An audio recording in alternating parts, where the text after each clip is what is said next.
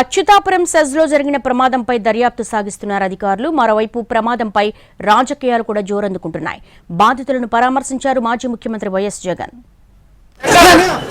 అచ్యుతాపురం ప్రమాదం విషయంలో చంద్రబాబు ప్రభుత్వం వ్యవహరించిన తీరు బాధాకరమన్నారు మాజీ సీఎం వైఎస్ జగన్మోహన్ రెడ్డి.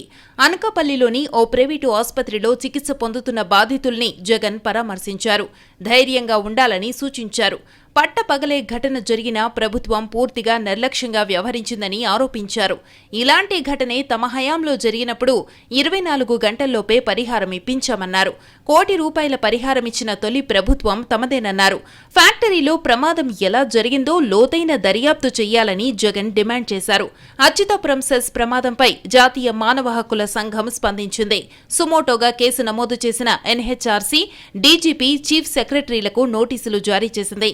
ఈ ఘటనపై పూర్తి స్థాయిలో దర్యాప్తు జరిపి 2 వారాల్లో సమగ్ర నివేదిక ఇవ్వాలని ఆదేశించింది. యాజమాన్యం నిర్లక్ష్యం లాంటి అంశాలన్నింటినీ పరిగణలోనికి తీసుకుని దర్యాప్తు చెయ్యాలని సూచించింది.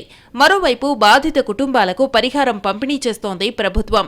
ప్రమాదంలో మృతి చెందిన పార్వతీపురం జిల్లా చెలంవలస గ్రామానికి చెందిన పార్థసారథి కుటుంబాన్ని పార్వతీపురం ఎమ్మెల్యే విజయ్ చంద్ర పరామర్శించారు. రాష్ట్ర ప్రభుత్వం ప్రకటించిన ₹1 కోటి పరిహారం చెక్కును మృతుడి కుటుంబ సభ్యులకు అందజేశారు. అనకాపల్లి జిల్లాలో మరో ప్రమాదం జరిగింది. పరవాడ జవహర్లాల్ నెహ్రూ ఫార్మాసిటీలోని సినర్జిన్ యాక్టివ్ ఇంగ్రీడియంట్స్ సంస్థలో రసాయనాలు కలుపుతుండగా 4గురికి గాయాలయ్యాయి. గురువారం అర్ధరాత్రి ఈ ఘటన చోటు చేసుకుంది.